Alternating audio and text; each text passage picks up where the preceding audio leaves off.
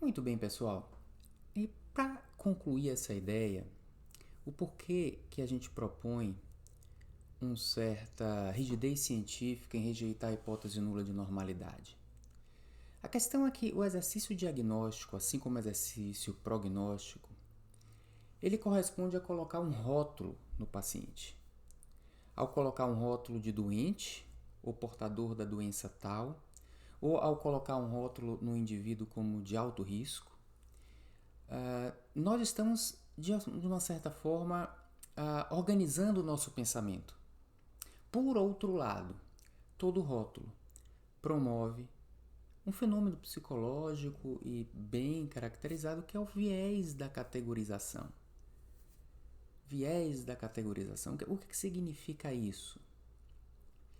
Quando você tem uma situação que é espectral, ou seja, existe um gradiente de cinza entre extremos e, na verdade, as pessoas se distribuem entre esses gradientes de um extremo 0 até um extremo 1, ou seja, não existe tudo ou nada.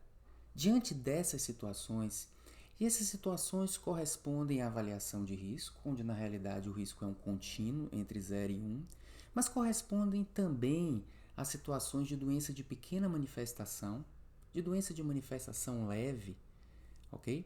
Como uma aterosclerose subclínica ou uma situação rotulada como câncer, porém de bom prognóstico, aquela coisa meio insidiosa, né?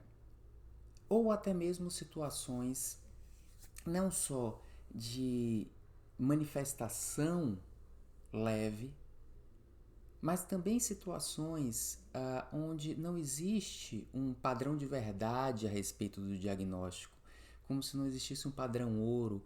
O diagnóstico é mais uma construção mental, como são, por exemplo, os diagnósticos em psiquiatria, em que não existe uma verdade, você está ali entre um espectro de mais comum e muito alterado comportamento de uma pessoa, você vai dizer que ela é psiquiátrica ou não, mas entendam que depressão às vezes se confunde com tristeza, ansiedade enquanto doença às vezes se confunde com uma reação normal em relação a uma situação externa. Então existe um gradiente de cinza. É claro que lúpus eritematoso sistêmico com grande manifestação é uma coisa muito diferente de uma pessoa normal.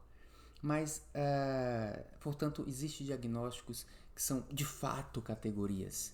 Mas a gente deve ter cuidado de quando a gente está nessas situações mais espectrais, como eu digo, caracterizadas por manifestação leve de doença, ou porque o próprio fenômeno é um fenômeno espectral, como eu exemplifico das situações psiquiátricas, nós devemos ter cuidado ao usar termos ou rótulos prognósticos alto risco ou rótulos diagnósticos com o nome da doença. Não que não possa ser usado, mas diferenciar as situações espectrais das não espectrais e procurar evitar um fenômeno de ancoramento que o rótulo nos traz. Porque muitas vezes a gente desfoca da realidade e foca demasiadamente no rótulo. E o rótulo é desproporcional à realidade. Isso é algo comprovado em processos de decisão,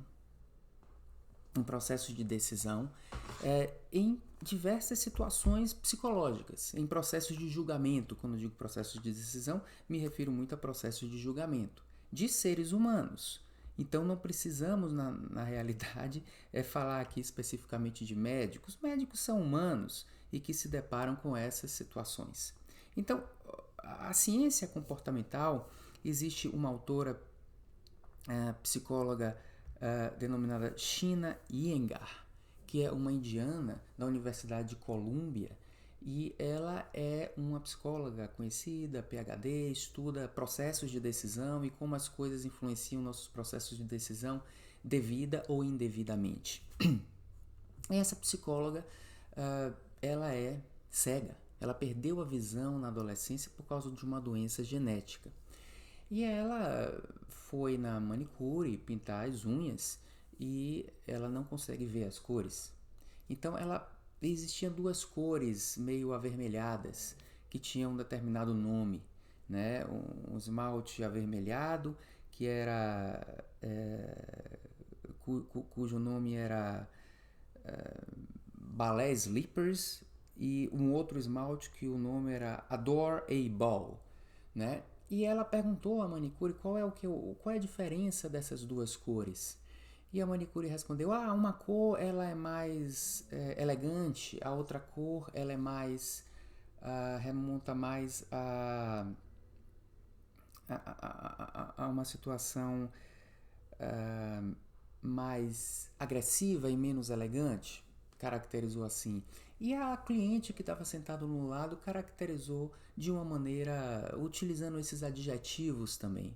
Não, mas esses adjetivos, elegante, não elegante, etc., são coisas muito subjetivas. E na verdade, como ela não via a cor, o que ela estava pedindo era que as pessoas descrevessem a cor. Se a cor é mais avermelhado, mais para laranja, mais para forte, mais para light, mais para ameno. Ela queria que descrevesse a cor e ela percebia que as pessoas não estavam descrevendo a cor. Elas estavam descrevendo uma outra ideia. E ela notou que aquilo poderia ser uma influência do rótulo que estava ali naqueles esmaltes. E ela foi para o experimento científico, então, experimento de psicologia, e randomizou pessoas para diferenciar os dois esmaltes, esses mesmos dois esmaltes, com os rótulos que tinham um determinado nome, e diferenciar os dois esmaltes chamando um esmalte A, outro esmalte B. E ela percebeu que as pessoas que tinham os rótulos, elas diferenciavam muito mais os esmaltes, caracterizando com essas ideias que não tinham tanta relação com a cor, enquanto as pessoas que estavam diferenciando o esmalte A do B, elas diziam: eu estou achando muito parecido esses esmaltes, essas cores, eu estou até na dúvida se você não está me enganando que são cores diferentes, me parecem as mesmas cores. Então, na realidade, ela percebe que existia uma questão espectral ali daqueles dois esmaltes, daquelas cores de vermelho, dentro do espectro de vermelho eram cores muito próximas. Mas devido ao fato do rótulo que as pessoas têm acesso, elas fazem uma diferenciação entre um e outro muito maior, muito desproporcional. Então, o cuidado que a gente tem que fazer é de se perguntar se a gente está sofrendo um viés de categorização quando alguém diz: esse paciente tem Alzheimer, quando na verdade aquele paciente tem alguma coisa que pode até ser Alzheimer, mas na prática é o início de demência senil. Um início de demência que se esquece algumas coisas e que foi eventualmente num neurologista, num geriatra, que fez um teste cognitivo e rotulou a pessoa de Alzheimer. Veja, Alzheimer tem um espectro muito grande. E às vezes, e eu já vi isso acontecer, por exemplo, quando você tem um paciente internado com uma condição cardiovascular e a gente diz Alzheimer, a gente entra num certo niilismo em relação àquele paciente, se questionando se vale a pena investir, operar, etc., por um rótulo que tem um espectro muito grande. Então, existem situações que o rótulo é proporcional ao problema, ok? Insuficiência cardíaca com fração de ejeção severamente reduzida, do paciente que precisa usar um monte de droga e descompensa sempre, isso é insuficiência cardíaca. Mas é diferente de dizer que um paciente que um belo dia, um idoso, que tem o ventrículo um pouco mais rígido e tomou um monte de líquido porque foi hidratado diante de uma situação de pós-operatório, tem insuficiência cardíaca com fração de ejeção normal. É diferente.